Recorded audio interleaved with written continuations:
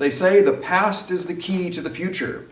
Well, if that's true, then you'll find the keys to the future right here at the Atlantic Conference on Blog Talk Radio on October the 10th. Hello, welcome to the program.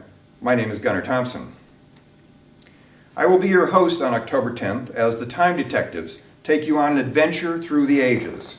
We will solve one of the greatest mysteries of the past, a mystery that I call the mystery of Egyptian maize.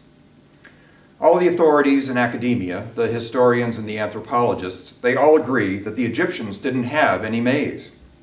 That is, they didn't have the vital food plants that we call Indian corn. If that's true, there shouldn't be any mystery.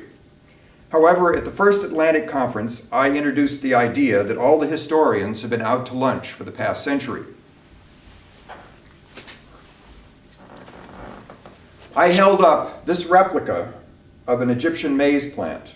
This is an exact replica of a food plant that I found painted on a mural in a temple along the Nile River.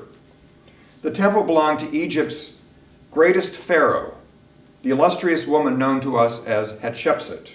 She reigned from about 1500 BC to about 50 years later. It's evident from the murals in her temple that she sent an expedition overseas to the New World. That was 3,000 years before Columbus. The Queen sailors brought back maize from the New World.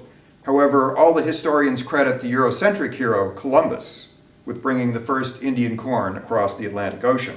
Well, that's just not true. At the second Atlantic Conference, I will give you an update on this amazing adventure story.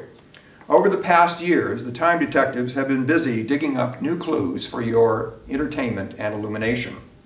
We have been to London, Paris, Rome, Cairo, Baghdad, Mexico City, and Lima, looking for clues to this ancient mystery. One reason why the Europeans called maize by the name of turkey corn is because they already had turkeys. The turkey, as you may know, is a New World food plant. The Europeans fed maize to the turkeys, that's why they called it turkey corn. And that was long before Columbus. Here's a Nubian servant holding a platter of food. This is part of a carved and painted mural from the temple of Queen Hatshepsut. Don't look now, but that corn plant right beside the arrow is New World maize. Here's an example of a corn cob that was painted on a mural in the Queen's temple almost 3,000 years ago. Here's a pair of golden corn cob rings. They belonged to a wealthy Cretan corn merchant who lived in the Mediterranean region almost 4,000 years ago. Can you imagine where the merchant found his valuable supplies of corn? Here's a corn row in Babylon.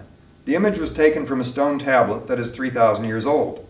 That's long before Columbus. What were the Babylonians doing with New World maize at such an early date? And why have the professional historians missed all the clues? This is Stonehenge as it once appeared as an observatory southwest of London.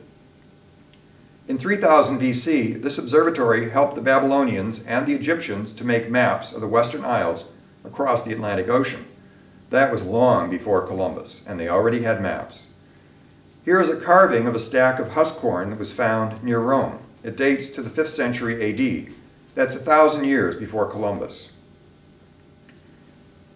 This illustration shows an amazing discovery. Both the Mexican corn cob on the left and the Egyptian corn cob on the right are from the same period of time over 3,000 years ago.